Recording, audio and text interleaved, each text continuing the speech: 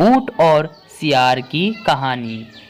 ऊंट ने सियार को अपनी पीठ पर बैठाया और नदी के पानी में तैरने लगा। कुछ ही देर में दोनों तरबूज के खेत में पहुंच गए। वहां दोनों ने खूब तरबूज खाए। जब सियार का पेट भर गया तो वह खुश होकर हुआ हुआ की आवाज़ निकालने लगा। ऊंट ने उसे शांत करने का प्रयास किया, लेकिन वह नहीं माना। उसकी आवाज़ खेत के कुछ दूरी पर रहने वाले किसान के कानों में पड़ गई। वह समझ गया कि खेत में कोई घुस आया है। हाथ में लाठी लेकर वह दौड़ता हुआ खेत में पहुंचा, जहां उसने ऊंट को खड़ा पाया। किसान को देखकर सियार पहले ही भागकर एक पेड़ के पीछे छुप गया। अपने विशाल शरीर के कारण ऊंट के लिए कहीं छिपना संभव नहीं था, इसीलिए वह वहीं खड़ा रह गया। ऊंट को देखकर किसान आग बबूला हो गया। उसने उसे लाठी से पीटना शुरू कर दिया और पीटते पीटते खेत से बाहर खदेड़ दिया।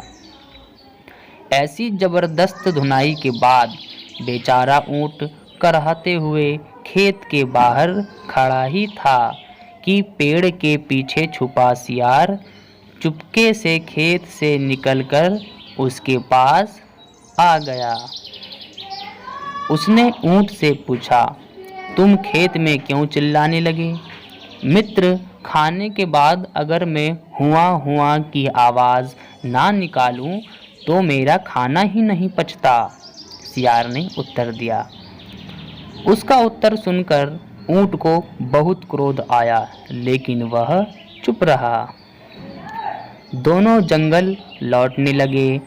मार खाने के बाद भी ऊंट सियार को पीठ पर लादे नदी में तैर रहा था।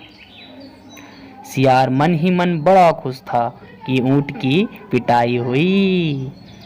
जब वे नदी में पहुंचे तो अचानक ऊंट ने पानी में डुबकी लगा दी। सियार डर के मारे चीखा, अरे ये क्या कर रहे हो मित्र? मुझे खाने के बाद पानी में ऐसे ही डुबकी लगाने की आदत है, ऊंट ने उत्तर दिया। सियार समझ गया कि ऊंट ने उसके किए का बदला चुकाया है। वह बड़ी मुश्किल से अपनी जान बचा पाया और पूरे रास्ते डरा सहमा सा रहा। उसे अपने किए का सबक मिल गया था। उस दिन के बाद से उसने कभी ऊंट के साथ चालाकी नहीं की। इस कहानी से हमें यही सीखने को मिलता है, जैसे को तैसे। मतलब कि अगर हम किसी के साथ गलत करते हैं तो हमारे साथ भी कोई गलत करता है। दूसरे के प्रति कभी भी बुरा नहीं सोचना चाहिए और ना ही करना चाहिए।